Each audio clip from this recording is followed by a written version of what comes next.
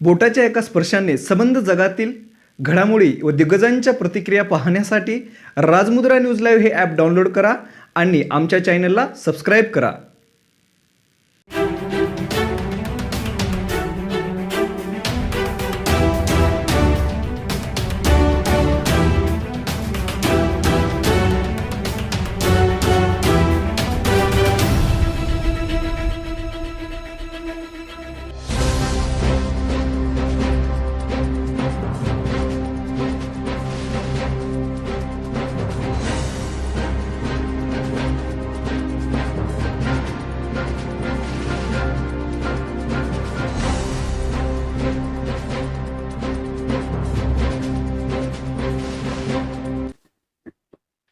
नमस्कार, मी मुरलीधर हंबर्डे. राजमुद्रा न्यूज लाईव्हच्या समाज मुद्रा या विशेष संवादाच्या कार्यक्रमात आपलं मनपूर्वक स्वागत. मित्र हो, नांदेड महानगरपालिकेला 25 वर्ष पूर्ण झाली आहेत. नांदेड महानगरपालिकेचं हे रौप्य महोत्सवी वर्ष आहे. या रौप्य महोत्सवी वर्ष नागरिकांनी आणि महापालिकेने वेगवेगळ्या कार्यक्रमांनी साजरं केलेलं आहे. आपल्या सगळ्या नागरिकांना याची जाणीव आहे.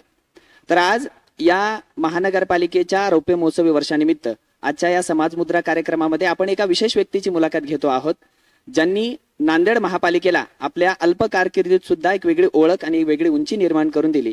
त्या नांदेड महापालिकेच्या महापौर, नांदेड नगरीच्या पहिल्या नागरिक जयश्रीताई पावडे यांचं या कार्यक्रमात मी मनपूर्वक स्वागत करतो. ताई, आपल्या या कार्यक्रमात मनपूर्वक स्वागत. नमस्कार. ताई, नांदेड महापालिकेला 25 वर्ष पूर्ण होत आहेत. हे रौप्य महोत्सवी वर्ष आहे. अर्थात तुम्हाला त्याच्या खूप खूप शुभेच्छा. आणि तुमच्या प्रयत्नातून नांदेडमध्ये एक मोठा इव्हेंट या ठिकाणी साजरा झाला आणि नांदेडमध्ये अनेक मोठे कार्यक्रम या ठिकाणी आपल्या प्रयत्नातून साकार झाले. त्या कार्यक्रमांकडे किंवा त्या प्रश्नांकडे मी वळणारच आहे, पण तत्पूर्वी एक प्रश्न विचारतो आपल्याला. आपण आजवर अनेक राजकीय आणि सामाजिक पदं या ठिकाणी भूषवलेली आहेत. आपण वेगवेगळ्या पदावर होतात. आपल्याला घरूनही सामाजिक आणि राजकीय मोठा वारसा आहे. तर आजवरच्या सामाजिक आणि राजकीय पदांमध्ये आणि आत्ता नांदेड नगरीच्या प्रथम नागरिक आणि महापौर म्हणून आपण या पदावर आहात. तर या दोन्हीमध्ये नेमकं काय वेगळेपण आहे? जबाबदाऱ्यांमध्ये कुठे वेगळेपण आहे? आणि आत्ताची आणि पूर्वीची भूमिका नेमकी काय होते? मी मागच्या 15 वर्षापासून समाजकारण आणि राजकारण दोन्ही ठिकाणी माझा वावर आहे. त्यामध्ये सामाजिक कार्य सोडवताना, सामाजिक कुठलीही भूमिका घेताना आपल्या सर्वांगीण त्यामध्ये समावेशक अशी भूमिका माझी राहिली आहे. त्यामध्ये सामाजिक कार्याचा प्रामुख्याने एक सुरुवातीला मी जिजाऊ ब्रिगेडमध्ये पण समावेश माझा होता. त्यानंतर वेगळे उपक्रम मी जसं निसर्गाचा इनरव्हीलच्या माध्यमातून निसर्गोपयोगी विविध उपक्रम राबवले. त्यानंतर म्हणजे ग्रामीण भागामध्ये सुद्धा माझं जिल्हा परिषदमध्ये जिल्हा परिषद सदस्य असल्यामुळे वाडीच्या अवतीभोवती जे गावं आहेत तिथे कुठल्या आरोग्य शिबिरांसाठी किंवा शाळांचे वेगवेगळे उपक्रम राबवले. त्यामध्ये प्रामुख्यानं लहान मुलांसाठी जे शालेय शिक्षण घेतात त्यांचा पाढे वाचन वगैरे असा वेगळा नाविन्यपूर्ण उपक्रम मी राबवण्याचा प्रयत्न केला. पण त्यावेळेला एक भूमिका होती की फक्त काम करायचंय आपल्याला. पण आज महापौर म्हणून जेव्हा माझ्यावर जबाबदारी आली, निश्चितच सगळ्यांपेक्षा कुठलंही आपण एक स्टेटमेंट द्यायचं असेल तरी एक सर्वांगीण भूमिका लक्षात घेऊन, विचार करून, थांबून मग त्या गोष्टीकडे वळावं लागतं. आणि एक चेहरा म्हणून जेव्हा नांदेड शहराचा एक चेहरा, प्रथम नागरिक, हा मान जो असतो तो खरोखर एक आदराचं स्थान आहे, मानाचं स्थान आहे. आणि त्यावेळेला ती भूमिका की माझ्यावर एक जबाबदारी आहे. महापालिका, पूर्ण कुटुंब, मग त्यात सगळेच आले, प्रथम नागरिक सगळे शहरातले आणि सगळं महापालिकाची यंत्रणा, स्थानिक स्वराज्य संस्था म्हणून आपण नागरिकांच्या समस्या सोडवण्यासाठी ज्या काही जबाबदाऱ्या आहेत त्या जबाबदाऱ्याकडे लक्ष ठेवणं, जेणेकरून ही यंत्रणा कुठे कमी पडू नये अशी भूमिका घेऊन मी सामोरं जातं. निश्चितच ही जबाबदारी मला खूप महत्वाची वाटते आणि ही जबाबदारी व्यवस्थित पार पाडण्याचा माझ्या डोक्यात कायम विचार असतो. त्या अनुषंगानं मी काम करते. धन्यवाद. निश्चितच ताई, रौप्य महोत्सवी वर्ष आहे, आनंदाचा क्षण तर आहेच. 25 वर्ष नांदेड महापालिकेने या ठिकाणी पूर्ण केलेली आहेत. या 25 वर्षाच्या नांदेड महापालिकेच्या कारकिर्दीकडे पाहत असताना आपल्याला अनेक गोष्टी आठवतात.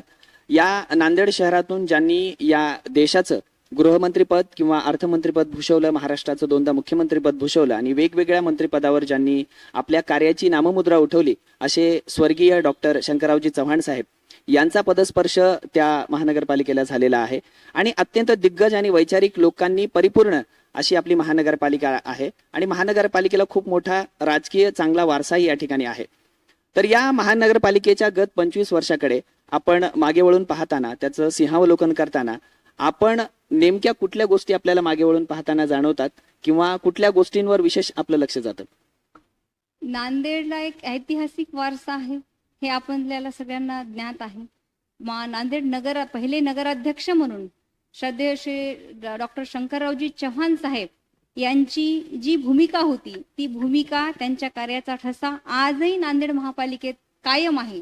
आणि त्यापुढे जाऊन जेव्हा 97ला महापालिका म्हणून नांदेडची स्थापना झाली महापालिकेची, त्या अनुषंगानं आज 14वी महापौर मी आहे. पण मागचे महापौर आणि नांदेडचे नगराध्यक्ष यांचा कार्यकाळ जो झाला तो आमच्यासाठी प्रेरणादायी आहे. साहेबांनी, आदरणीय अशोकरावजी चव्हाण साहेबांनी ज्या पद्धतीनं लोकांची, महापौरांची निवड करून दिली, तर त्यामध्ये त्यांचं कार्यकर्तृत्व निश्चितच त्यांची समाजासाठी, सामाजिक कामासाठी काय आहे त्यांची कार्याची पावती त्यांना म्हणून हे पद दिलेलं आहे. आणि तशाच प्रकारची मला सुद्धा ही जबाबदारी दिली. ही जबाबदारी पार पडत असताना 25 वर्षामध्ये हे 25 वर्ष पूर्ण झाल्यानंतर निश्चित नागरिकांचा त्यामध्ये सहभाग असावा. कारण महापालिका म्हणलं की नुसतं त्यांच्या समस्या सोडवणे नागरिकांच्या, मग ते कचरा, लाईट, रस्ते हे सगळ्या असतातच, ड्रेनेज, पण वेगळी भूमिका, हा वेगळा नागरिकांचा वर्ग सुद्धा असतो की ज्याला सांस्कृतिक भूक असते आणि निश्चितच त्यांचा सुद्धा सहभाग आपल्या याचा महापालिकेच्या रौप्य महोत्सवाच्या निमित्तानं असावा. या अनुषंगानं आम्ही ह्या 3 दिवसाची मेजवानी दिली आणि मला आनंद या गोष्टीचा होतो की नांदेडकरांनी इतका उत्स्फूर्त प्रतिसाद दिला. आम्ही जे 3ही कार्यक्रम म्हणजे वेगळे वेगळे होते, सगळे लोक वेगळे, कार्यक्रम वेगळे, चला हवा येऊ द्या वेगळा, हिंदी हास्य कवी संमेलन म्हणजे सगळे नॅशनल कवी होते सगळे. त्यानंतर आपलं आदर्श शिंदेचा होता कार्यक्रम, त्या भीमगीतांच्या कार्यक्रमाला तर प्रचंड प्रतिसाद होता. आणि ह्यामध्ये एकच होतं की महापालिका ही सुद्धा गरज नागरिकांची भागवण्यासाठी सक्षम उभी आहे. तर तुमचा आमच्यावर असाच कायम विश्वास राहावा नागरिकांचा, ही आमची भूमिका होती की सगळ्या समस्या सोडवताना सांस्कृतिक कार्यक्रमामध्ये तुम्ही आमच्या सोबत आहात आणि तुम्हाला सुद्धा आनंद, अधिकाऱ्यांना सुद्धा आनंद, कारण अधिकाऱ्यांशिवाय सुद्धा हे काम पूर्ण झालं नसतं. तर सगळ्यांनी एक 3 दिवसाचा सण साजरा केला आणि हा रौप्य महोत्सवी वर्ष माझ्या कार्यकाळामध्ये पूर्ण झालं, याचा मला खूप आनंद वाटतो. अगदीच हे रौप्य महोत्सवी वर्ष अधिकाऱ्यांसाठी जसं एक पर्वणी होती, तशीच नांदेडच्या नागरिकांसाठी सुद्धा एक खास सांस्कृतिक कार्यक्रमांची पर्वणीच होती असं मला वाटतं.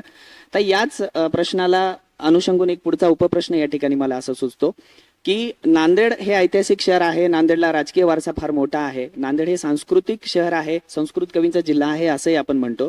या शहराची महानगरपालिका, संपूर्ण महाराष्ट्राचं लक्ष नांदेडकडे बऱ्याचदा असतं आणि नांदेड महानगरपालिकेने खूप कमी वेळेमध्ये विकासाचा वेगही या ठिकाणी धरलेला आहे. तर अनेक दिग्गज लोक आपल्या महापालिकेत होऊनही गेलेले आहेत. तर या गत 25 वर्षाच्या कारकिर्दीचं, महानगरपालिकेच्या कारकिर्दीचं आपण मूल्यमापन कसं कराल आणि या मूल्यमापनाच्या जोरावर आपण भविष्याकडे नेमक्या कोणत्या दृष्टीने पाहता?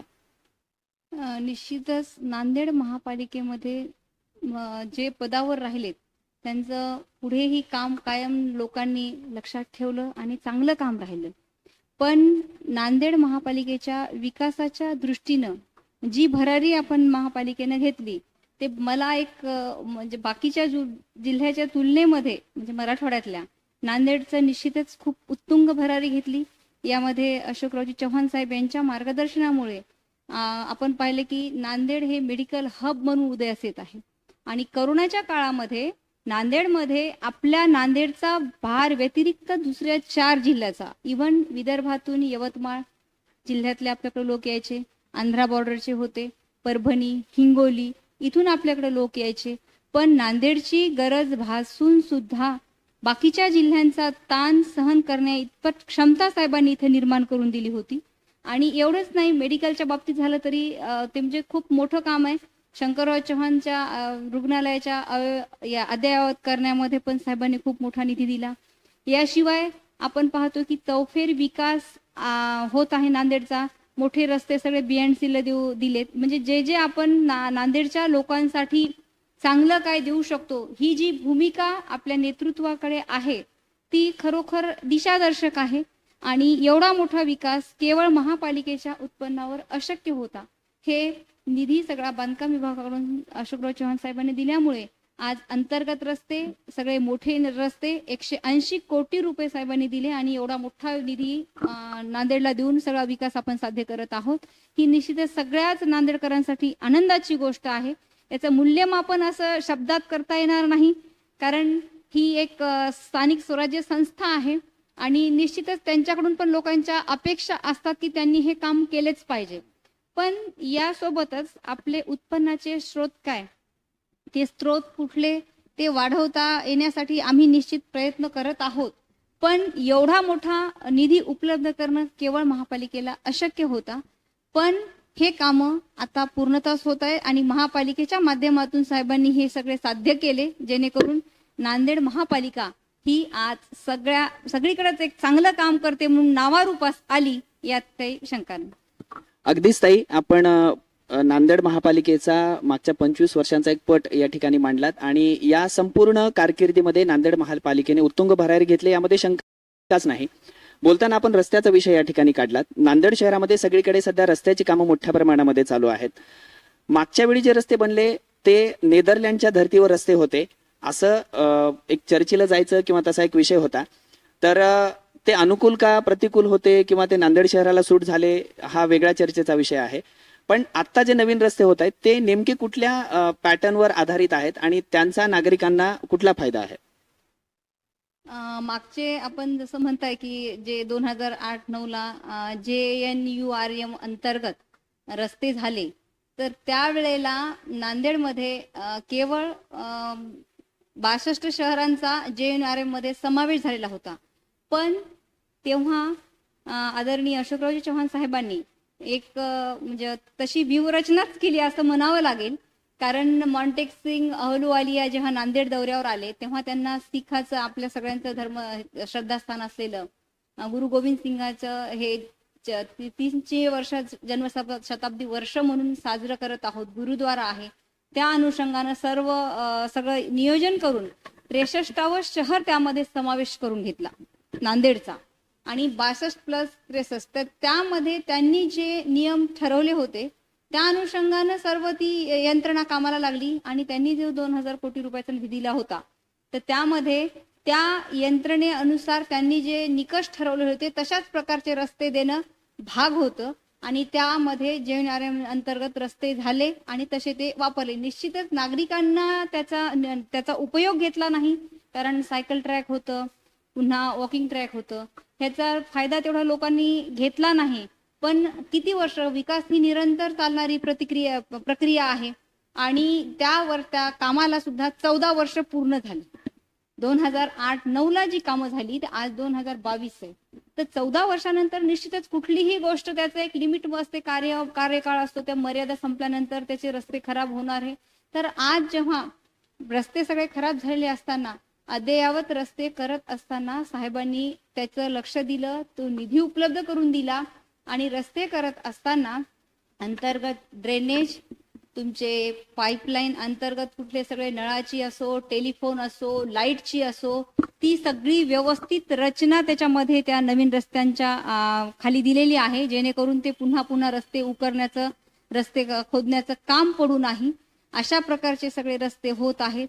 त्यामध्ये आता नवीन ते गॅसची योजना पण येणार आहे, ते कधी येईल तेव्हा येईल, पण त्याची उपाययोजना आपण सगळी करून ठेवलेली आहे.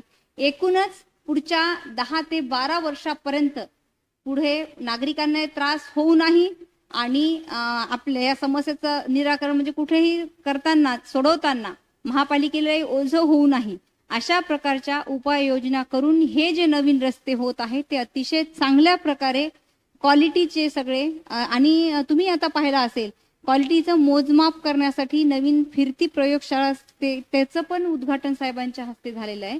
जेणेकरून त्या कामाचं निकष तुम्हाला तिथल्या तिथेच ठरवता येईल अशा प्रकारचे कामं आम्ही म्हणजे साहेबांच्या माध्यमातून महापालिकेच्या माध्यमातून मोठ्या प्रमाणावर होत आहेत. निश्चितच नागरिक त्याला ऍप्रिशिएट करतील, त्याचं आपल्याला येणाऱ्या काळात सगळं दिसेलच, त्याचं भवितव्य काय आहे ते.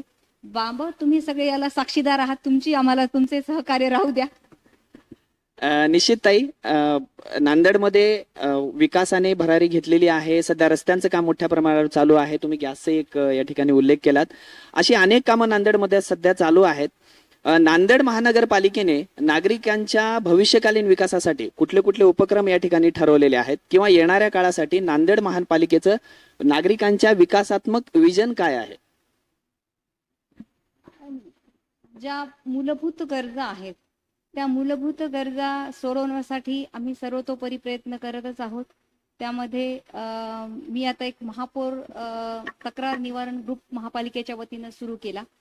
त्यामध्ये तुमचं रस्त्यात ड्रेनेज, कचरा, लाईट ह्या 3 गोष्टीचं प्रामुख्यानं त्या ग्रुपवर सगळे अधिकारी आहेत, याचे आयुक्तासहित सर्व आहेत. तेव्हाच्या तेव्हाच तुम्ही ग्रुपवर तक्रार केल्याबरोबर त्याचं निराकरण होतं. पण याही व्यतिरिक्त पाणी पुरवठा एक दिवस आड तरी, कारण आपल्याला आदरणीय शंकररावजी चव्हाण साहेबांच्या माध्यमातून मुबलक पाणी साठा नांदेडकरांसाठी उपलब्ध आहे, दुसऱ्यावर अवलंबून राहण्याची गरज नाही. तर ते पाणी पुरवठा एक दिवस आड करण्यासाठी आम्ही सर्वतोपरी प्रयत्न करत आहोत. त्यासाठी जवळपास 20 कोटी रुपयाचे नवीन पंपिंग आता बदलणं सुरू आहे सगळं. तर ते काम सुरू आहे. तर सध्या नागरिकांना थोडा त्याचा त्रास होतोय, कारण पावसाळ्याच्या आधी हे काम पूर्णत्वास नेणं भाग आहे. तर नेमकं उन्हाळा आणि हे पंपाचे काम सुरू, लोड शेडिंग ह्याच्यामुळे थोडासा त्रास होतोय. पण मी अपेक्षित करते की नागरिकांनी सुद्धा आम्हाला या निमित्तानं सहकार्य करावं, कारण काहीतरी चांगल्या गोष्टी करायच्या असल्या तर काहीतरी त्रास सहन करण्याची आपलीही तयारी पाहिजे. नवी जे जुने पंप आहेत तर ते पूर आला, पाणी साचलं की बंद होऊन बसतात. शिवाय त्यांच्या इलेक्ट्रिसिटी भरपूर लागतं, त्यांचं स्पीड कमी आहे. पण हे नवीन जे आता नवीन पंप आपण बोलवलेत सगळे, तर ते अद्ययावत यंत्रसामुग्री आहे सगळी, आणि त्यावर लोड शेडिंगचा एवढा असा म्हणावा तसा परिणाम पडणारा नाहीये, आणि गाळ वगैरे साचून राहणारे नाहीये. तुम्हाला पूर आला तरी ताबडतोब पाणी पुरवठा करता येईल अशी ती यंत्रणा आहे नवीन. आणि पुढे चालून ही यंत्रणा सगळी राबवत असताना तर नवीन काही आता हे बदले आहे ते सगळं चालत राहतं. पण ह्याचा एक आम्ही व्यवस्थित नियोजन की कोणीही नवीन त्याच्या सांभाळणारा अधिकारी आला तर त्याला पुन्हा त्रास होऊ नये, ह्या अशा प्रकारची सुविधा सगळे आम्ही उपलब्ध करून ठेवण्याचा पण प्रयत्न करतोय. शिवाय आपण पाहताय की रस्ते स्वच्छतेच्या बाबतीत पण आम्ही बऱ्यापैकी एक पुढाकार घेतला. आता नागरिकांनी पण त्यात सहकार्य करायला पाहिजे की वारंवार तक्रारी येतात, मला पण येतात, पण असंच साफसफाई करणारे लोक पुढे गेले की नागरिक कचरा टाकतात रस्त्यावर. म्हणजे हे ते पण माणूस आहेत हे पण समजून घ्यायची मानसिकता असते. ह्या सगळ्या गोष्टी ड्रेनेजच्या बाबतीत नवीन एक मोठा 278 कोटी रुपये त्या पुनरुत्थानमधून मान्य झालेत आपल्याला. तर जे अंतर्गत ड्रेनेजच्या छोट्या छोट्या समस्या आहेत तर निश्चितच त्या नवीन, कारण नागरिकीकरण भरपूर वाढत आहे. इकडे वाडी, तिकडे कवठा, नवीन नवीन वस्त्या, दर 2 महिन्याला नवीन वस्ती येते. त्या अनुषंगाने महापालिकाचा निधी तेवढा उपलब्ध होऊ शकत नाही, तिथपर्यंत महापालिका पोहोचू शकत नाही. त्या अनुषंगानं नांदेडचे जे नवीन सगळे नगर आहेत तिथे नागरीकरण होत असताना ज्या मूलभूत समस्या त्या ड्रेनेज, तिथे पण आम्ही व्यवस्थित ते नगरोत्थानांतर्गत जो नवीन आलाय तो पण प्लॅन सगळा तयार झालाय, तो इम्प्लिमेंट होईल. STPचे नवीन आता 3 उद्घाटन होणार आहेत. आणि आपण पाहताय की गार्डन मध्ये सुद्धा एक अम्युजमेंट पार्क होत आहे. पुन्हा म्हणजे अनेक आहेत असे की जे ब्ल्यू कॅफेची माझ्या एक डोक्यात संकल्पना आहे की प्रायोगिक तत्वावर आम्ही ते स्मार्ट टॉयलेट नागरिकांसाठी देण्याचं आमचं मानस आहे. त्या अनुषंगानं पण काम लवकरच सुरू होईल. आणि सगळ्यात महत्वाचं म्हणजे ज्या मेन शहरातल्या एक 10-12 ठिकाणी जे झाडूवाले किंवा बाहेरून येणारे भाजीपाला विक्रेते यांची मागणी आहे की तिथे जसं तरोडा नाका, छत्रपती चौक, मालेगाव रोड, अशा मेन काही ठिकाणी, चैतन्यनगरचा रस्ता, इथे त्यांनी टॉयलेटची मागणी केली. आणि ह्या झाडूवाल्यांची पण बरेच दिवसांची मागणी, ते महिला सकाळी 5 पासून बाहेर निघतात तर दुपारी 2 पर्यंत असतात, त्यांचा खूप मोठी समस्या आहे. या दृष्टीचा विचार करून आम्ही सगळीकडे एक टॉयलेटची स्थापना महिलांसाठी पुरुषांसाठी, मग ते आउटसोर्सिंग असेल तरी ते एक आहे, त्याचाही प्रयत्न करत आहोत. जे जे नवे ते नांदेडमध्ये हवे असा आमचा एकूण दृष्टिकोन राहणार आहे आणि त्या अनुषंगाने आम्ही वाटचाल करत आहोत. त्यात तुमचं काही मार्गदर्शन असेल तर तसंही सांगा. नवीन नागरिकांनी काही संकल्पना असतील की काय सुधारणा आहे तर तसंही आम्हाला सांगा, जेणेकरून यातून चांगलं बाहेर आलं पाहिजे. हा एकच आमचा उद्देश आहे. निश्चित जे जे नवे ते नांदेडमध्ये हवे ही नांदेड महानगरपालिकेची कायम ही विचारधारा राहिलेली आहे आणि नांदेड महानगरपालिकेने हा कायम प्रयत्न केलेला आहे. मगासपासून आपण अनेक वेळा रस्त्यांविषयी बोलतो आहोत. नांदेडमध्ये मोठ्या प्रमाणात रस्त्याचं बांधकाम या ठिकाणी चालू आहे. रस्ते स्वच्छतेचं काम या ठिकाणी वारंवार नांदेडमध्ये होत आहे. पण नांदेडमध्ये रस्त्याच्या संदर्भात दोन समस्या मला या ठिकाणी एक नागरिक म्हणून मला अशा वाटतात. वाहतूक कोंडीचा एक फार मोठा प्रश्न नांदेडमध्ये आहे, जो बऱ्याच वर्षांपासून आहे. रस्त्याच्या रुंदीकरणाची गरज आहे, नवीन रस्त्यांची नांदेडमध्ये गरज आहे आणि बाजार नांदेडमध्ये आठवडी बाजार होतात ते संपूर्ण रस्त्यावर बऱ्याचदा बाजार येतात आणि त्याच्यामुळे पुन्हा वाहतूक कोंडीचा अजून एक नवा प्रश्न या ठिकाणी उभा राहतो. याविषयी महापालिकेने काही विचार केला आहे का किंवा या विषयी महापालिकेचे काही नवीन विचार आहेत का? निश्चितच आता हे रस्त्याचे वाहतूक कोंडीचा हा मुद्दा आहे, तर त्याची रस्त्याच्या कोंडीचा जो महापालिकेच्याकडे मुद्दा आलाय तर त्यामध्ये आम्ही जे ह्याचे आहेत परिवहन खात्याचे जे सगळे आहेत ट्रॅफिक पोलीस वगैरे सगळं, तर त्यांना बोलवून एक मी ते मीटिंग लावते. कारण ह्या मुद्द्याला मलाच मागच्या आठवड्यामध्ये सामोरं जावं लागलं. पीरपुरांमधून येताना जवळपास अर्धा तास मला एका ठिकाणी थांबावं लागलं, हे 8 दिवसापूर्वीचे. त्याच्यानंतर पुन्हा एक असा इन्सिडेंट घडला की समोरून येणारा रॉंग साईड आम्ही जातोय दुसऱ्या साईडनी, तर त्या म्हणजे हे किरकोळ वाद तिथे निर्माण होतात. तर त्या केवळ त्या वाहतूक कोंडीमुळे. तर वन वे कुठं करता येईल तर ते परिवहन खात्याचे जे कोणी आपले इथले अधिकारी आहेत त्यांना बोलवून घेऊन एक त्याची मीटिंग पण लावते. त्यात महापालिकेचं काय सहकार्य राहील. छत्रपती चौकात पण ही समस्या आहे, राज कॉर्नरला आहे, याला वर्कशॉप कॉर्नरला पण ही समस्या खूप मोठ्या प्रमाणावर दिसते. पण ही समस्या सोडवण्यासाठी तुम्ही चांगला मुद्दा दिलाय, कारण ह्यावर मला काम करायचंच होतं. मी ते पत्र 2 दिवसापासून तयार करतेय, पण ते टायपिंग हे म्हणजे आता पाहते ते सगळं अजून कुठले कुठले मुद्दे आहेत ते. कारण आपण घेऊन जाताना सगळेच मुद्दे व्यवस्थित आणि त्यातले सोल्युशन काय आहेत हे जोपर्यंत व्यवस्थित घेऊन जाणार नाही तोपर्यंत त्याचं निराकरण पण होणार नाही. नुसतंच आपण बोललं आणि ते नाही झालं तर ते पुन्हा पुन्हा बोलघेवडेपणा होईल. निश्चितच त्यातले पर्याय काय करता येतील ते पाहून घेऊन तुमच्या निदर्शनात कुठले आहेत ते पण सांगा. की ट्रॅफिकच्या बाबतीत त्या साठे चौकात पण तो प्रॉब्लेम आहे, तिथे काय करता येईल. हे सगळे मुद्दे घेऊन मी ते सोडवण्याचा प्रयत्न करते. कारण ती मीटिंग त्या लेवलला लावूनच हे सगळं त्याचं समस्या सोडवण्यासाठी प्रयत्न करावे लागणार आहेत. आणि निश्चित त्याच्यात नागरिकांचं पण सहकार्य पाहिजे. ट्रॅफिक पोलीस असतात, पण ट्रॅफिक पोलीसलाही न जुमानता बऱ्याच वेळेला ओव्हरटेक करणं हे ते सगळे प्रकार चालतात. तर ह्या नियमांचं पालन होणं सुद्धा तेवढं त्याची जनजागृती महत्वाची आहे. महापालिकेच्या वतीने ह्यावर कसा प्रकाश टाकता येतील ते मी निश्चित पाहिजे. अगदी सरकारची जबाबदारी, प्रशासनाची जबाबदारी आहेच, पण त्यासोबतच नागरिकांनी सुद्धा नियम पाळणं गरजेचं आहे. नागरिकांनी सुद्धा आपलं शहर म्हणून या शहराची काळजी घेणं तितकंच गरजेचं आहे. तुम्ही बोलताना ताई असं मगाशी म्हणालात की नांदेड हे मेडिकल हब या ठिकाणी झालेलं आहे, पण नांदेड हे मेडिकल हब होतेच आहे, पण फार वर्षांपासून नांदेड हे एज्युकेशन हब सुद्धा झालेलं आहे. नांदेडमध्ये वेगवेगळी कॉलेजेस आहेत, इंग्रजी माध्यमाच्या मोठ्या शाळा आहेत, विद्यार्थी संख्या हजारोंच्या घरात आहे त्याची, आणि कोचिंग क्लासेसचं एक फार मोठं प्रमाण नांदेडमध्ये आहे. आणि मला असं वाटतं की महाराष्ट्रामध्ये पुण्याच्या नंतर नांदेडच हे त्या बाबतीत एक एज्युकेशन हब होतं की काय असं आपल्याला वाटावं, अशी सध्या परिस्थिती आहे. पण जेवढं वैभव आपल्याला दिसतं, जेवढ्या सकारात्मक गोष्टी आपल्याला दिसतात, त्या पाठीमागे तेवढ्याच काही गोष्टी लपलेल्या असतात. नांदेडमध्ये प्रचंड विद्यार्थ्यांचा लोंढा आलेला आहे. प्रचंड विद्यार्थी, हजारोंच्या संख्येने नांदेडमध्ये विद्यार्थी आहेत, कोचिंग क्लासेससाठी असेल किंवा मग पालक भरपूर आलेले आहेत तिथे शाळांच्या निमित्ताने. तर हा विद्यार्थ्यांचा जो मॉब आहे, त्यांना बऱ्याचदा राहण्याच्या अपुऱ्या सुविधा असतात किंवा बऱ्याचदा रूम्स वगैरे विद्यार्थ्यांना वेळेवर मिळत नाहीत किंवा विद्यार्थ्यांना खानावळीच्या बऱ्याचदा समस्या उद्भवतात. आणि नांदेड शहरामध्ये सध्या विकासाचा वेग घेतलेलं शहर असल्यामुळे महागाई त्या पटीनं वाढणारच आहे. ते एक चक्र आहे, ते तर होणारच आहे. पण या विद्यार्थ्यांच्या येणाऱ्या लोंढ्यासाठी महापालिकेने काही विचार केलेला आहे का? नांदेड हे एज्युकेशन हब आहे, तर येणारे जे नवीन विद्यार्थी आहेत यांच्यासाठी काही महापालिकेने सोयी करण्याचा विचार, जसं आपण स्पर्धा परीक्षेच्या विद्यार्थ्यांसाठी आपण सोय केली होती त्यांच्यासाठी, तर या विद्यार्थ्यांसाठी राहण्याच्या वगैरे महापालिकेकडून अल्प दरातल्या सुविधा या बाबतीत आपल्या महानगरपालिकेचं काही विजन आहे का? निश्चितच नांदेड हे एज्युकेशन हब म्हणून आपण नांदेडकडे सगळेजण पूर्ण महाराष्ट्र पाहत आहे. आता प्रामुख्याने आपण पाहत असाल की IIB, RCC हे क्लासेस आल्यानंतर नांदेडमध्ये एक विद्यार्थ्यांचा संपूर्ण महाराष्ट्रातून ओघ येते. मग ती गडचिरोली असो, अकोला, विदर्भ, इकडे तिकडे सगळीकडचे मुलं हे नांदेडमध्ये येत आहेत आणि त्याला एक व्यावसायिकीकरणासाठी एक चालना पण नांदेडला मिळाली. हेही आपल्याला तेवढंच महत्वाचं आहे की त्या दृष्टीनं व्यवसाय आणि हजारो विद्यार्थी आहेत. एक नुसत्या एका क्लासचे IIBचे तर 15-16 हजार विद्यार्थी आहेत, RCCचे तेवढेच आहेत.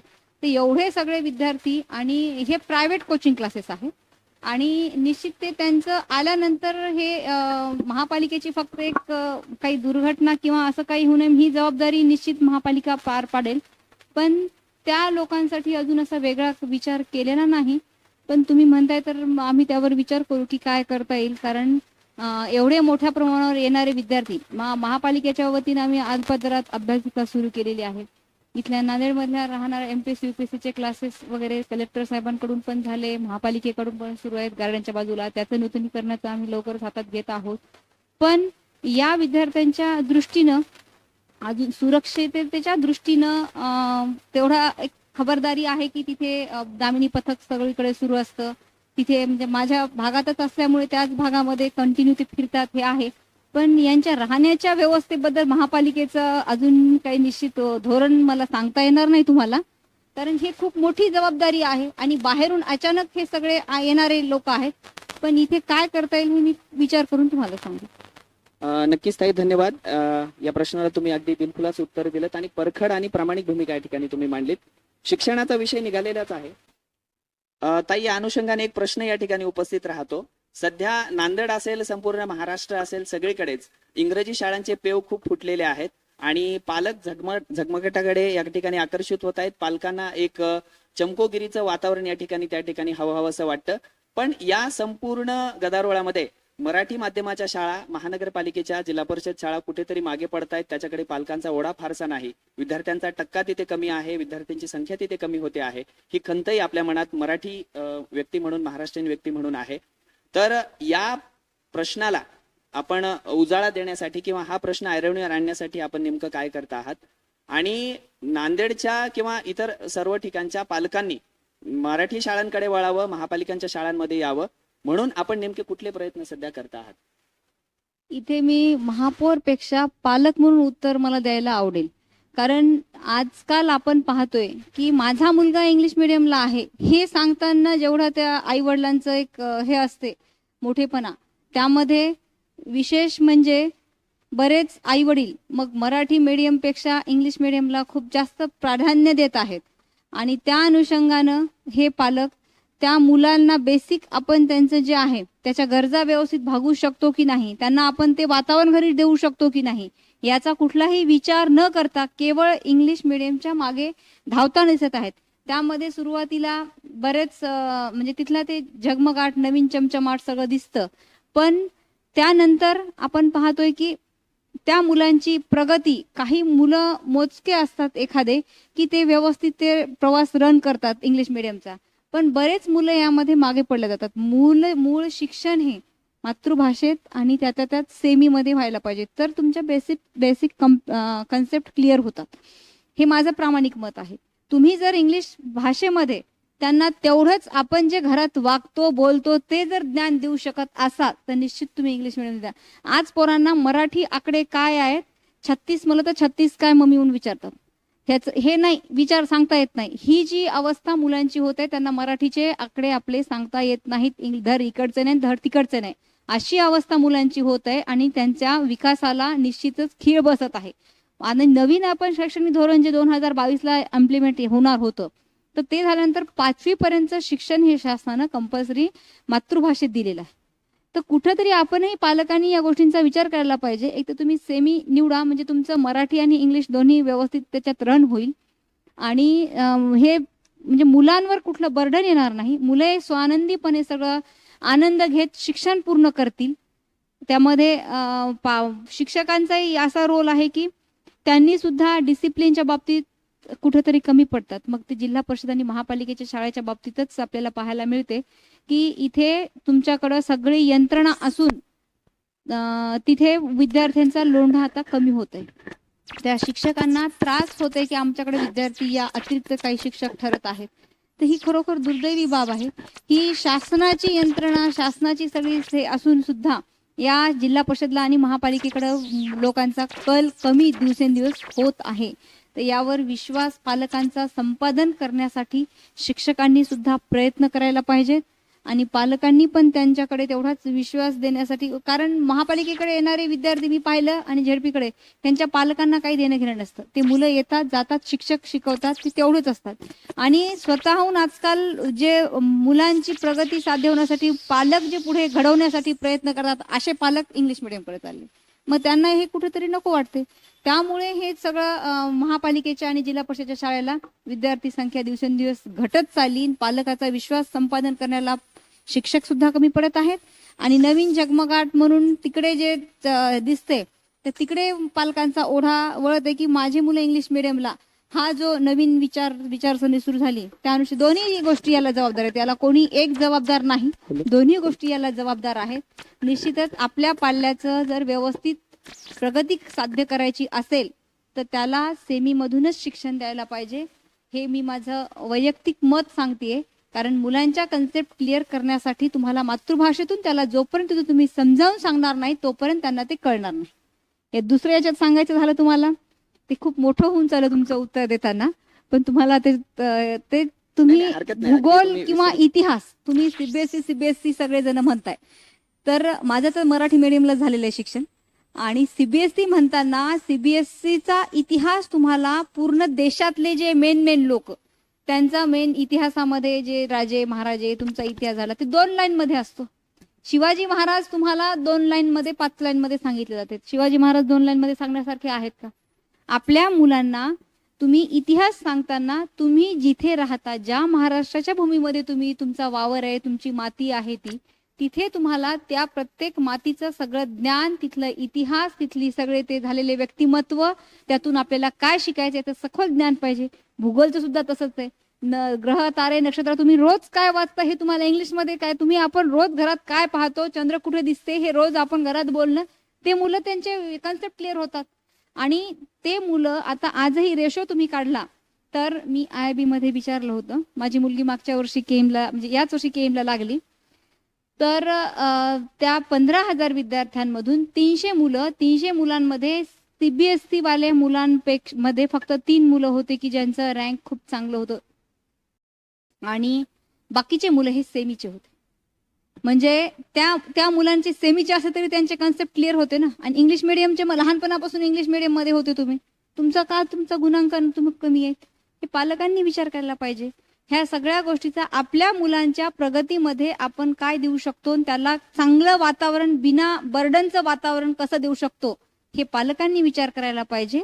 आणि मातृभाषेतून कसं शिक्षण देता येईल हे विचार करायला पाहिजे, असं माझं प्रामाणिक मत आहे. निश्चित ताई, आपल्या विद्यार्थ्याला, आपल्या पाल्याला आपण मातृभाषेतून जेवढं जास्त शिक्षण देऊ तेवढ्या त्याच्या संकल्पना स्पष्ट होत जातात. एखाद्या परकीय भाषेचं ज्ञान असणं हे चांगलंच आहे. इंग्रजी ही ज्ञानाची खिडकी आहे, इंग्रजीचं ज्ञान असावं.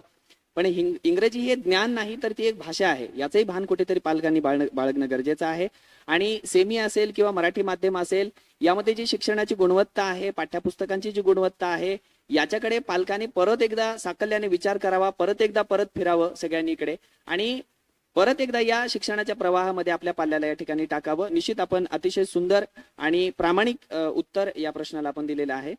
तर या शिक्षण क्षेत्राचा विचार करताना आपण आजचा मुलाखतीचा आपला जो संवादाचा विषय आहे आपण तिकडेही थोडंसं वळूया.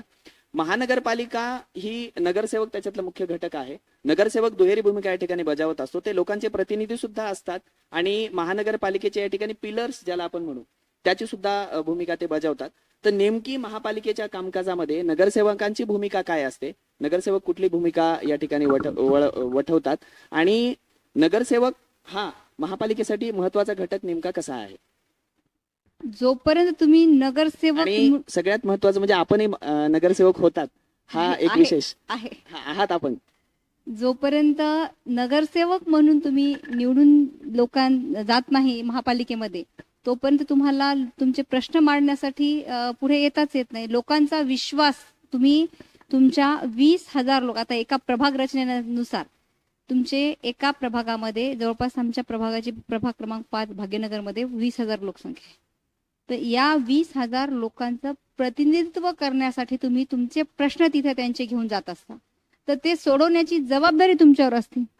आणि तुम्ही वावरत असताना, शहरात वावरत असताना, तुमच्या प्रभागात जाणवत असताना निश्चितच लोकांना एकमेकांच्या समोरासमोर डायरेक्ट तुमचं संपर्क आलेला असतो. तुमचे संपर्कातून ते मार्ग, कुठल्या समस्या आहेत, काय आहेत, किती तुम्ही तळमळीने ते प्रश्न मांडता, सभागृहामध्ये मांडणे असो किंवा प्रशासनाकडे ती बाब लावून धरून लोकांच्या समस्या सोडवण्यासाठी निधी उपलब्ध करून घेण्यासाठी ते तुमचं स्किल आहे की तुम्ही किती चांगल्या प्रकारे तळमळीनं ती समस्या तुमच्या प्रभागातली सोडवू शकता.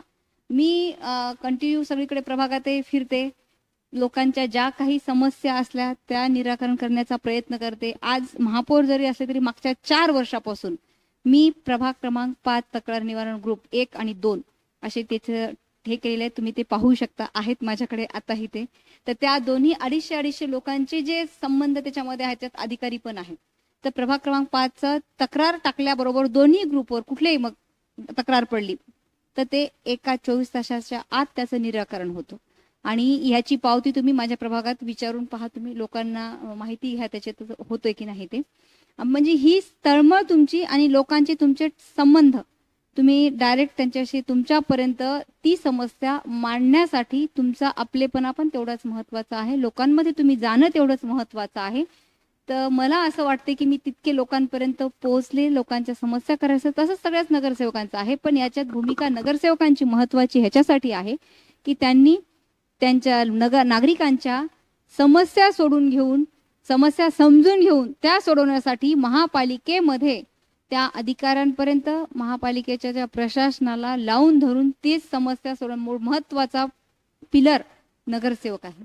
आता ही जाणीव त्या 20,000 लोकांचं प्रतिनिधित्व करणाऱ्या या नगरसेवकाची कामाची जेवढी तयारी आहे तेवढं तुमचं लोकप्रियता आहे आणि महापालिकेचे नाव चांगलं आहे. कारण समस्या मांडताना महापालिका प्रशासनाला तरी काय माहिती कुठे काय चाललंय, काय समस्या आहे. डायरेक्ट प्रशासनाला बोलणारे लोक खूप कमी असतात, पण डायरेक्ट नगरसेवक मग काय काम येतं ते नगरसेवक असं म्हणणारे लोक खूप असतात. तर ते नगरसेवकांना डायरेक्ट बोलून तुम्ही ते समस्या सोडवलं तर एक चांगलं काम होऊ शकतं. कुठं अडचण आहे तर प्रशासनाला काही ठिकाणी अडचण येतात, त्यावेळेला प्रशासनालाही मदत नगरसेवकाला करावी लागते, मध्यस्थी करावी लागते. कुठून रस्ता चालला, नाली चालली, आमच्या घरातून जायचं नाही म्हणून काही अडवून करतात, त्यावेळेला लोकप्रतिनिधी म्हणून प्रशासनाला मदत करणं, नागरिकांनाही समजावणं, असे दुहेरी ताण सगळ्या गोष्टीचा नगरसेवकांना असतो. तर प्रामुख्याने ह्या सगळ्या समस्या सोडवत असताना महत्वाचा कणा हा नगरसेवक आहे महापालिकेच्या ह्याच्यामध्ये पूर्ण महापालिकेमध्ये, असं मला वाटतं. बोलताना ताई आपण मगाशी एक उल्लेख केलात की तुमच्या प्रभागामध्ये ऑनलाईन तक्रारी जर दाखल केल्या तर अतिशय बोलताना ताई तुम्ही मगाशी कसा उल्लेख केलात की तुमच्या प्रभागामध्ये एक ऑनलाईन तक्रारी जर केल्या तर त्या ऑनलाईन तक्रारींचा निपटारा अतिशय कमी वेळामध्ये आपण या ठिकाणी करता. तर ही एंटायर महापालिकेसाठी अशी काही सिस्टीम आहे का संपूर्ण शहरासाठी? महापालिकेचं मागे एक ऍप्लिकेशनही काहीतरी होतं आणि नागरिकांना आपल्या समस्या महापालिकेत जाऊन परत जुन्या पद्धतीने अर्ज देऊन त्याची वाट पाहत बसून ह्या वेळ घालवण्यापेक्षा ऑनलाईन अशी कुठे तक्रार नोंदवता येते का? असा कुठला नागरिकांसाठी मार्ग आहे का? किंवा मग एखादं ऍप्लिकेशन वगैरे मागे होतं महापालिकेचं, ते काम करतं का? आणि जर नागरिकांनी तक्रारी दाखल केल्या तर त्याचं किती वेळामध्ये त्याचा निपटारा होतो? महापालिकेचा महापौर तक्रार निवारण ग्रुप आपण 2 महिन्यापूर्वी स्थापन केला. त्यामध्ये महत्वाचे सगळे जे अधिकारी आहेत त्या सगळ्यांचा समावेश आहे आणि चांगल्यापैकी बऱ्यापैकी त्या समस्या ज्या लोकांना माहिती आहे त्या तक्रार निवारण ग्रुपवर, ते महापालिकेच्या महापौर तक्रार निवारण ग्रुपवर समस्या टाकतात. त्याचं निराकरण लवकरात लवकर होत आहे. तुम्ही त्याची म्हणजे मीडिया म्हणून तुम्ही पण एखादी तक्रार तुमच्या नजरेत आली तर टाकून बघा, त्या समस्येचं निराकरण होते की नाही ते बघा. माझ्या प्रभागातले मागच्या 4 वर्षापासून 4.5 वर्षापासून जे जे आहेत सगळे त्या लोकांचे तुम्हाला नंबर, ते ग्रुप त्याच्यात तुम्हाला ऍड करून घेते मी. काही दिवस तुम्ही पहा तिथे काम कसं चालतं ते, आणि महापौरचे त्या ह्याच्यामध्ये पण ऍड करते. तुमचं कोणी असेल तर सांगा, कारण हे सगळे लोक तुम्ही याचे दिवे याचे लोकशाहीचे चौथा आधारस्तंभ म्हणतो ते महत्वाचे आहेत. नजर ठेवणारे कॅमेरे आहेत सगळ्याच समस्यांच्या, नागरिकांच्या, प्रशासनाच्या. तर हे कॅमेरे सुद्धा या गोष्टीचं लक्ष असू द्यावं. चांगलं काम चाललं तिथे चांगलं काम चाललं असं म्हणायला तुम्ही लागतात सगळे. तर तुमचा समावेश करते आणि हे काम चांगलं चालू आहे तक्रारी निवारणचं, आणि महापालिकेचं निश्चितच याही पुढे चांगलं राहावं याची आम्ही काळजी घेतो आहोत. नक्कीच महापालिकेने वेळोवेळी कल्पक उपक्रम या ठिकाणी राबवलेले आहेत. नागरिकांच्या समस्यांना कायम या ठिकाणी न्याय देण्याचा प्रयत्न नांदेड महापालिकेने केलेला आहे. हा आम्हाला एक नागरिक म्हणून इथला अनुभव आहेच. पण बऱ्याचदा महापालिकेच्या कामकाजाविषयी नागरिक म्हणून आम्ही अनभिज्ञ असतो. बऱ्याचदा सामान्य नागरिकांना आम्ही नगरसेवक निवडून देतो, पण तिथे नेमकं काय कामकाज चालतं हे नागरिकांना तशी गरजही वाटत नाही आणि नागरिक त्याच्यापासून बऱ्याचदा अनभिज्ञ असतात. या अनुषंगाने एक प्रश्न मला या ठिकाणी विचारावा असा वाटतो की महापालिकेची वार्षिक उलाढाल नेमकी किती असते आणि जे उत्पन्न महापालिकेचं वर्षभराचं असतं तो विकास कामांकडे वळवण्याचा पॅटर्न कसा असतो किंवा कशा प्रकारे तुम्ही विकास कामाकडे तो निधी वळवता?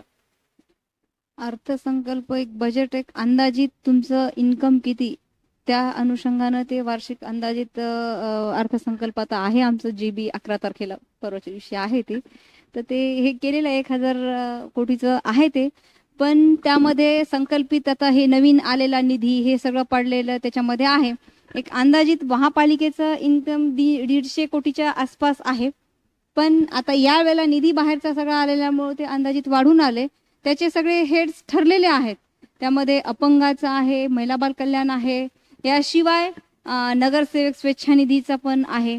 आणि नवीन जे कुठले आता कामं आहेत कमिशनरच्या लेवलवर, पुन्हा महापालिकेचे जे अति महत्त्वाचे आहेत त्या लेवलवर ही सगळे हेड्स ठरलेले आहेत आणि त्या अनुषंगाने हे सगळे कामं होत राहतात. यावर मी तुम्हाला अजून अर्थसंकल्पीय मीटिंग झाल्यानंतर त्याच्यात अजून माहिती व्यवस्थित डिटेल्समध्ये देईल. ताई, बोलताना आपण अर्थसंकल्पाचा या ठिकाणी उल्लेख केलात. येत्या 11 तारखेला अर्थसंकल्प या ठिकाणी साजरा होतो आहे. या अर्थसंकल्पाकडून आम्ही एक नागरिक म्हणून नेमक्या कुठल्या अपेक्षा कराव्यात आणि या अर्थसंकल्पामध्ये सामान्य नागरिकांसाठी कुठल्या गोष्टी आहेत? निश्चितच हा अर्थसंकल्प उद्या आता 11 तारखेला मीटिंग आहे, तेव्हा ते आयुक्तांकडून साजरा होणार आहे. तर हा अर्थसंकल्प नागरिकांसाठी अतिशय आनंदाचा ठरणार आहे, कारण यामध्ये कुठलेही टॅक्सच्या बाबतीत वाढ केलेली नाही. तर आहे तसा मागच्या ह्याच्यापासून 3 वर्षापासून जसं होतं तसेच टॅक्सेस सगळे ठेवले आहे त्याच्यामध्ये. आणि ज्या योजना कामं नवीन होत आहेत त्या विकास कामावर जास्त भर देणारा सगळा अर्थसंकल्प हा येणारा आहे. नवीन नवीन योजना आम्ही समोरून घेऊन येत आहोतच. तुम्ही पण त्याला साक्षीदार राहणार 11 तारखेला सगळे. तुम्ही पण त्यावर प्रकाश टाका, कारण ह्यामध्ये ज्या बाबी प्रामुख्याने त्या दिवशी तुम्हाला सगळ्या दिसल्या जातील आणि सगळ्याला माहिती होईल. नागरिकांपर्यंत पोहोचण्यासाठी तुम्ही सुद्धा भूमिका घ्या. या निमित्तानं अर्थसंकल्पावर मी एवढंच सांगते. निश्चित येत्या अर्थसंकल्पाकडून आपल्याला चांगल्या अपेक्षा या ठिकाणी बाळगायला हरकत नाही एक नागरिक म्हणून. रौप्य महोत्सवी वर्षानिमित्ताने हा आपण सुसंवाद घेतो आहोत आणि नांदेडच्या नागरिकांना महापालिकेने जो रौप्य महोत्सवी वर्षानिमित्त सांस्कृतिक कार्यक्रम जाहीर केला त्यावेळी मला वाटतं की बऱ्याच नागरिकांच्या असं लक्षात आलं की नांदेड महापालिकेला 25 वर्ष पूर्ण झालेली आहेत. तर नांदेडच्या लोकांना प्रचंड मोठी आणि खूप ज्याला म्हणू अभिजात अशी सांस्कृतिक मेजवानी आपण या ठिकाणी दिलीत. तर लोकांची न सोडकून लोकांना सांस्कृतिक मेजवानी देण्यामागे आपला आनंदाचा हेतू होता. तर ही संकल्पना नांदेड महापालिकेने कशा प्रकारे राबवली? सुरुवातीला जेव्हा 25 वर्ष पूर्ण झाले असं माझ्या लक्षात आलं, तेव्हा प्रायोगिक तत्वावर आम्ही सगळ्या नगरसेवकांची, अधिकाऱ्यांची मीटिंग घेतली आणि आम्ही आमचा 26 मार्चला सगळा उत्साह त्या दिवशी आनंद व्यक्त केला आणि आपण या निमित्तानं चांगले कार्यक्रम घ्यायला पाहिजे आणि यामध्ये नागरिकांचा सहभाग असायला पाहिजे या दृष्टीनं आम्ही मध्ये कार्यक्रम घ्यायचं ठरवलं.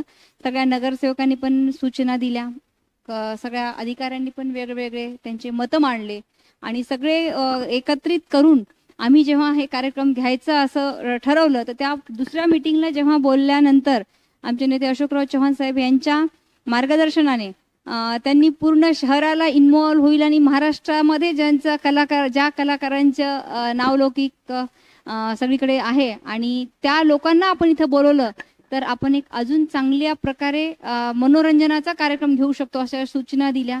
आणि साहेबांनी जसं सांगितलं की हिंदी हास्य कवी संमेलन, तर त्या लेवलचे लोक सगळे बोलवा. आदर्श शिंदेचं ते संविधान आणि आंबेडकरवादी विचारांचे अतिशय छान गाणे सगळ्यांसमोर देतात की ह्याच्या संविधानाचं महत्त्व त्यांच्या याच्यामधून गाण्यामधून लोकांपर्यंत पोहोचतं. निश्चितच आनंदही वाटला पाहिजे आणि लोकांमध्ये एक आपुलकी जागृत झाली पाहिजे. ह्या सगळ्या गोष्टीचा आम्ही सगळा सारासार विचार केला. त्यामध्ये अमरभाऊ राजूरकर, डी.पी. सावंत साहेब आणि चव्हाण साहेब, मोहनअण्णा हंबर्डे या सगळ्यांच्या सहकार्यानं आम्ही हा रौप्य महोत्सवी साजरा करताना म्हणजे सगळ्यात महत्त्वाची गोष्ट म्हणजे आमच्यावर कुठलंही आर्थिक महापालिकेवर त्यांनी ओझं येऊ दिलं नाही. सगळ्या आमदारांनी आम्हाला सहकार्य केलं आणि एवढा मोठा कार्यक्रम 3 दिवसाचा आम्ही साजरा करू शकलो. त्यामध्ये उल्लेख करावा लागेल की शंकररावजी चव्हाण साहेब यांच्या नावाने जीवन गौरव पुरस्कार महापालिकेच्या वतीनं आम्ही देण्यात आला. तर रमणजी गंगाखेडकर हे एक सायंटिस्ट आहेत आणि पद्मश्री भूषित आहेत. तर त्या उंचीच्या व्यक्तिमत्वाला आम्ही महापालिकेच्या वतीनं हा पुरस्कार प्रदान केला. तर महापालिकेचं नाव निश्चितच इंटरनॅशनल लेवलला गेलं, ही सुद्धा आनंदाची गोष्ट आहे. हे 4ही कार्यक्रम अतिशय नेत्रदीपक झाले आणि आनंद म्हणजे सगळ्या नागरिकांनी त्या कार्यक्रमाचा आपली महापालिका म्हणून सहभाग नोंदवला आणि हा एवढा मोठा दैदिप्यमान 25 वर्षाचा कार्यकाळ साजरा करत असताना माजी महापौरांचा माजी अध्यक्षांचा पण आम्ही सत्कार घेतला, जेणेकरून त्यांचा सुद्धा मागच्या या 13 महापौरांना सुद्धा त्यांचा कार्यकाळ लक्षात राहावा. कारण प्रथम नागरिक होणं म्हणजे खूप मानाचं काम आहे, आदराचं आहे. तर त्यांच्या कार्यकाळात निश्चितच एक उजळा मिळेल महापालिकेला, हा आमचा एक अनुभव होता. तर त्यांना सुद्धा खूप आनंद वाटला, माजी महापौरांनाही खूप आनंद वाटला, अध्यक्षांनाही वाटला. एकूणच सर्वच घटक मग अधिकारी आमच्या यामध्ये आयुक्तांचे मागच्या 25 वर्षातले सगळे आयुक्त सुद्धा बोलवण्याचा मानस आहे. अजून एक कार्यक्रम आमचा शिल्लक आहे घ्यायचा, त्यामध्ये सुधाकररावजी डोईफोडे व्याख्यानमाला आहे आणि ह्याचा साहित्य संमेलन, मराठी साहित्य संमेलन मराठवाड्या लेवलचं, त्याच्यामध्ये आयुक्तांचा सत्कार वगैरे आम्ही तसाही ठेवणार आहोत, जेणेकरून नागरिक, प्रशासन म्हणजे सगळे अधिकारी आणि कर्मचारी आणि ह्याच्याशिवाय नगरसेवक, अध्यक्ष आणि महापौर यांना एक सूत्री बांधण्याचा, पूर्ण उजाळा देण्याचा आम्ही हा रौप्य महोत्सव साजरा केला आणि तो खूप छान प्रतिसाद मिळाला. या निमित्तानं एवढंच सांगते. नांदेड महानगरपालिकेने कल्पकतेच्या दृष्टिकोनातून हा जो कार्यक्रम या ठिकाणी सादर केला किंवा या कार्यक्रमाच्या सांस्कृतिक मेजवानीच्या माध्यमातून रौप्य महोत्सवी वर्ष साजरं केलं, ही खरंच नांदेडकरांसाठी पर्वणी होती असं म्हणायला हरकत नाही. आणि कायम नांदेड महानगरपालिकेने विकासाच्या दृष्टिकोनातून मोठा वेग या ठिकाणी घेतलेला आहे. घोडदौड फार नांदेड महापालिकेची मोठी आहे. तसं बघायला गेलं तर वयाच्या 25 मध्ये माणूस तरुण असतो आणि माणसाला 25 मध्ये नवे स्वप्न पडतात आणि नांदेड महापालिका ही ऐन तारुण्यात आहे असं म्हणायला हरकत नाही. आणि नवी उमेद, नवी स्वप्न घेऊन नांदेड महापालिका रौप्य महोत्सवी वर्षातून पुढे निघालेली आहे. निश्चित महापालिकेच्या आता सध्या या वयाकडे पाहता, उण्यापुऱ्या 25 वर्षाकडे पाहता महापालिकेचा विकासाचा वेग प्रचंड मोठा आहे.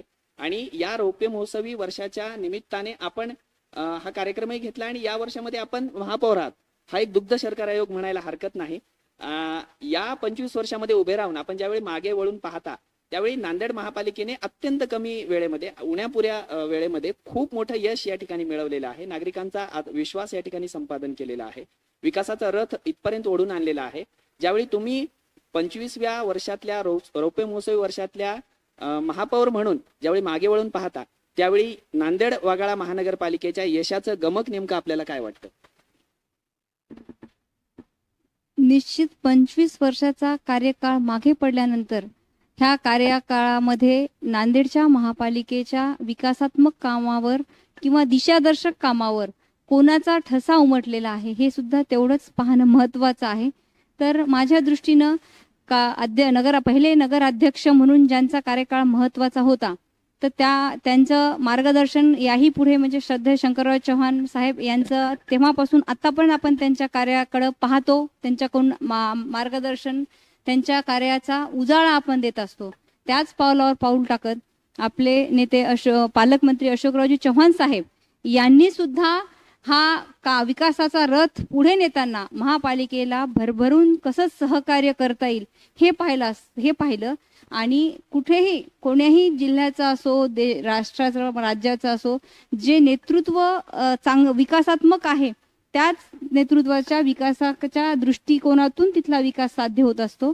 त्याच प्रकारे महापालिकेचे जे एवढे सगळ्यात चौफेर बाजूनी आरोग्य, शिक्षण, रस्ते, सुविधा या सगळ्याच गोष्टीवर आपण जे कामं केले तर ते मला सांगताना अभिमान वाटतो की अशोकरावजी चव्हाण साहेबांनी ह्यामध्ये भरपूर लक्ष घातलं आणि त्यांच्या विजनमुळे आज एवढा नांदेडचा विकास होऊ शकला आणि अजून मोठ्या प्रमाणावर होत राहील. तर त्यांच्या त्यांच्याच विकासात्मक दृष्टीमुळे असाच महापालिकेचा याही पुढे मागे जसा विकास झाला तसाच पुढे होत राहणार आहे आणि निश्चितच त्यांचं नेतृत्व आमच्यासाठी महत्त्वाचं आहे. नांदेड जिल्ह्यासाठी सुद्धा तेवढंच महत्त्वाचं आहे. हा सल्ला मला नागरिकांना पण विनंती करायची आहे, सूचनावजा विनंती करायची आहे की नागरिकांनी सुद्धा अशा विकासात्मक नेतृत्वाची जपणूक केली पाहिजे जेणेकरून आपलाही विकास नांदेड जिल्ह्याचा आपण पाहिलं की आपल्या बाजूच्या जिल्ह्याच्या तुलनेत आपण कुठं आहोत हे विशेष म्हणजे आपण पाहायला पाहिजे. तर ह्या नेतृत्वाची जपणूक आपली सगळ्यांची जबाबदारी आहे. या निमित्तानं मी एवढी तुम्हाला विनंती करते. निश्चित नांदेड जिल्ह्याला सांस्कृतिक ओळख आहे, नांदेड जिल्ह्याला ऐतिहासिक वारसाही प्रचंड मोठा आहे, हे सगळे नागरिक जाणतातच. पण नांदेड जिल्ह्याचं वैभव म्हणजे स्वर्गीय श्रद्धेय डॉक्टर शंकररावजी चव्हाण साहेब ज्यांच्या दूरदृष्टीतून नांदेडमध्ये अनेक योजना या ठिकाणी राबवल्या गेल्या, ज्याची फळं आजही आपण चाकतो आहोत. आजही आपल्याला त्या बाबतीची मधुर फळं या ठिकाणी मिळत आहेत. आणि त्यानंतर नांदेड जिल्ह्याचे सध्याचे पालकमंत्री नामदार अशोकरावजी चव्हाण साहेब यांनी जे उत्तुंग, जे उत्तम, जे चांगलं हवं ते माझ्या नांदेडमध्ये हवं हा दृष्टिकोन ठेवून नांदेडमध्ये विकासाच्या योजना राबवण्याचं काम, नांदेडमध्ये चांगल्या गोष्टी आणण्याचं काम त्यांनी वारंवार केलेलं आहे. नांदेड महानगरपालिका ही त्यांच्या मार्गदर्शनाखाली काम करते आहे, ही अत्यंत सकारात्मक बाब आहे.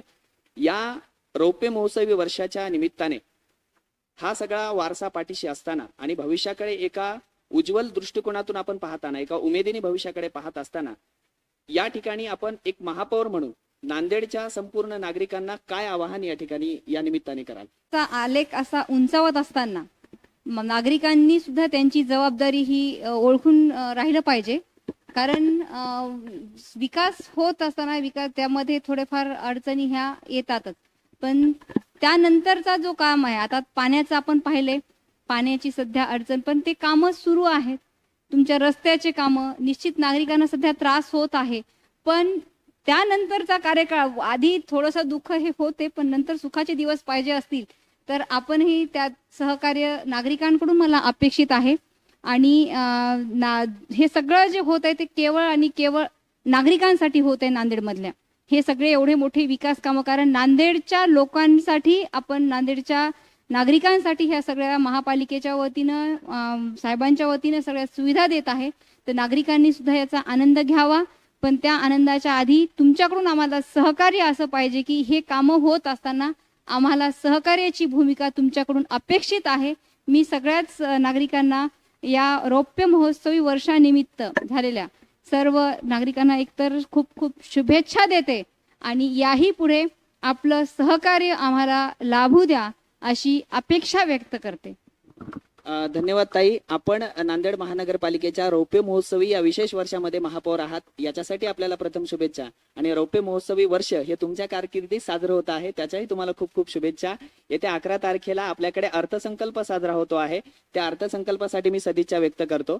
आणि नांदेडच्या विकासासाठी सातत्याने आपण कल्पक दृष्टीने या ठिकाणी झटत असता. आपला वेळ संपूर्ण नागरिकांच्या विकासासाठी आणि नांदेडचा विकास कसा होईल या दृष्टीने आपण कायम हे प्रयत्न करत असता. यासाठी तुमच्या भविष्यकालीन कारकिर्दीसाठी मी तुम्हाला खूप खूप शुभेच्छा देतो. आज या राजमुद्रा न्यूज लाईव्हच्या समाजमुद्रा या कार्यक्रमामध्ये आपण उपस्थित राहिलात.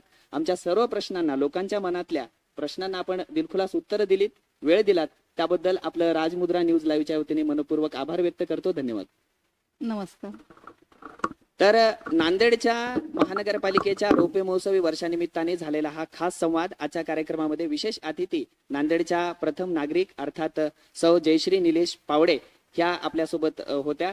त्यांनी वेळ दिला, आपल्या प्रश्नांची दिलखुलास उत्तरं या ठिकाणी दिली. पुढच्या कार्यक्रमामध्ये असाच एका पाहुण्यांसह आणि नवीन प्रश्नांसह भेटूया. तोपर्यंत नमस्कार. ताज्या घडामोडी पाहण्यासाठी राजमुद्रा न्यूज लाईव्हला सबस्क्राईब करा, बेल आयकॉन